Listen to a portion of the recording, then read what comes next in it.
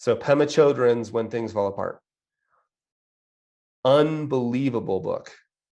And if I can make a suggestion, if you decide you want to read it, plan on limiting yourself to one chapter at a time.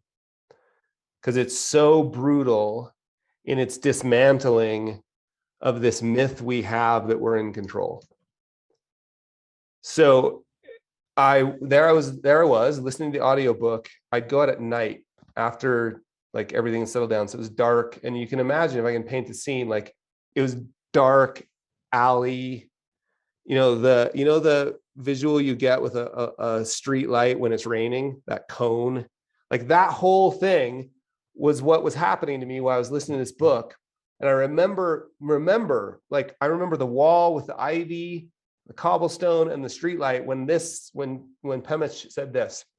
And I've never even looked at this. I've only have it seared in my memory, but I know it's word for word.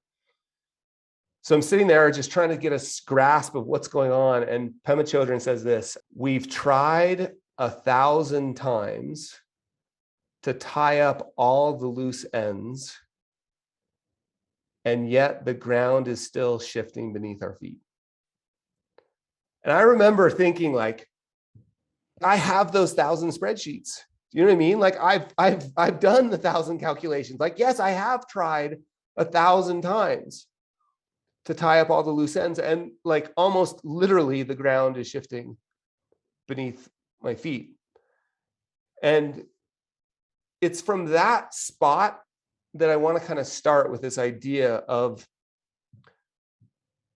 embracing the idea that we don't know what's going to happen. And I'm not talking about economies, markets, of course, those too, but our lives, our clients' lives, their goals, what they say they want to do. Like, we don't know. And for some reason, we get really scared by the idea that we're supposed to be providing certainty, right? And I think we've talked about that hopefully enough on these calls to know, like, we can't be sellers of certainty, because hopefully it's obvious, right? Like, certainty is really easy to sell because everybody wants it. But the problem is it's impossible to deliver.